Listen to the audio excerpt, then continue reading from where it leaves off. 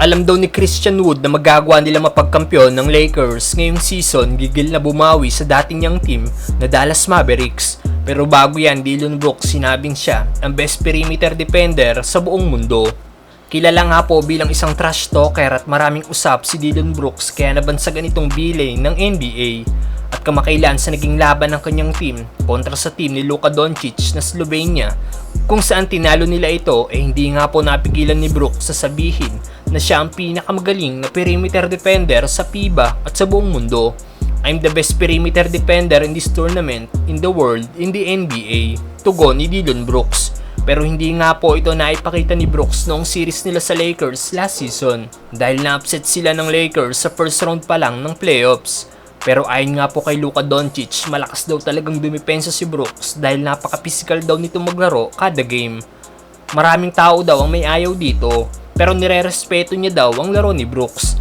Sang-ayon ba kayo kay Dillon Brooks na siya ang best perimeter defender in the world mga brother? Samantalang Christian Wood sinabing alam daw niyang magagawa nila magkampiyon ngayong season. Isang steal nga po ang nagawa ng Lakers bago magsimula ang training camp dahil nakuha nga po nila ang big man na si Christian Wood mula sa isang minimum contract. Kahit na naging maganda nga po ang last season ni Wood sa Dallas kung saan nag-average siya ng 16.6 points, 7.3 rebounds at 1.8 assists per game hindi nga po nagka-interest ang Dallas na ibalik siya. Kaya naman ngayon, motivated nga daw po si Wood sa ginawang ito ng Dallas sa kanya at siguradong babawi ito sa paparating na season.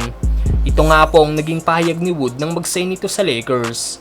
Ayon sa nasabing big man, dream niya daw talaga makapaglaro sa Lakers at alam daw nila magagawa nila magkampiyon. Communication lang daw talaga sa coach ang susi. Nakasama niya na rin daw si Coach Ham noon sa Milwaukee at madalas sila nag-uusap regard sa opportunity na to. Naniniwala din daw si Coach Ham sa kakayahan niya at sinabing bibigyan siya nito ng malaking role kaya naglo-look forward na daw siya dito at siguradong motivated daw siya after ng ginawa sa kanya ng Dallas Mavericks.